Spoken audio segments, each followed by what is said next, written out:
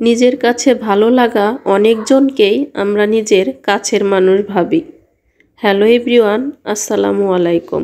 Welcome to my new another blog.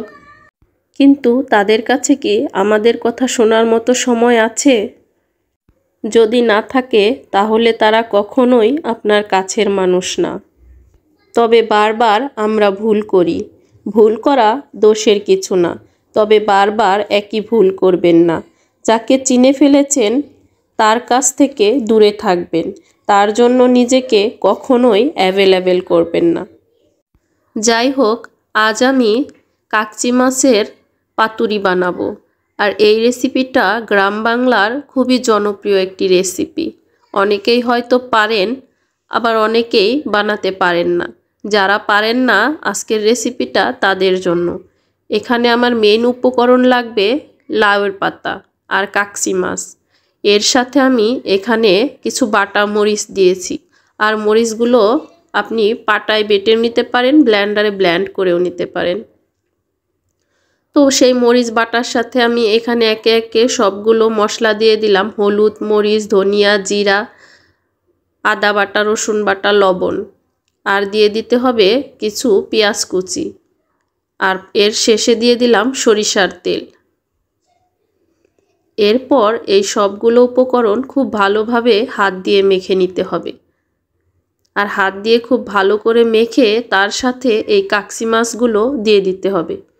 কাকচি মাছগুলো খুব আলতো আলতো করে মশলার সাথে মিশিয়ে নিতে হবে। এর আগে কাকচি মাছগুলো খুব ভালো করে পরিষ্কার পানি দিয়ে ধুয়ে নিতে হবে, তার কারণ কাকচি মাছের মধ্যে অনেক ময়লা থাকে। আর এই লাউ পাতাটা আমি গরম পানি দিয়ে ভেজানোর কারণে পাতাটা অনেকটাই সফট হয়ে এসেছে। এরপর লাউ পাতায় আমি কিছুটা মাছ দিয়ে এইভাবে করে মুড়িয়ে নিলাম। এবার একটা টুথপিক দিয়ে সিল করে দিতে পারেন। এরপর আমি আরও একটা এইভাবে করে নিলাম।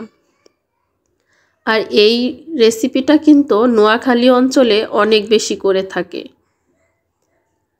তো আমি আজ এটাকে প্রথম বানালাম, দেখা যাক কেমন হয়।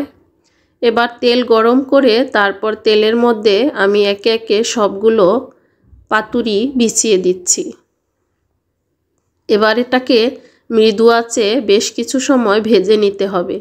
আর আমি ঢাকনা দিয়ে দিলাম যাতে করে সেদ্ধ হয়ে যায়। এবার আমি উল্টে পাল্টে দুই পাশটা ভেজে নিচ্ছি। আপনারা একটু সময় নিয়ে এটাকে আস্তে আস্তে করে ভেজে নেবেন, যাতে করে ভিতরের মাছগুলো খুব ভালোভাবে সেদ্ধ হয়ে যায়। এবার দেখে বুঝতেই পারছেন আমার কিন্তু পাতুরিটা রেডি। আজকের রেসিপিটা কেমন লাগলো অবশ্যই কমেন্ট করে জানাবেন। আল্লাহ হাফেজ।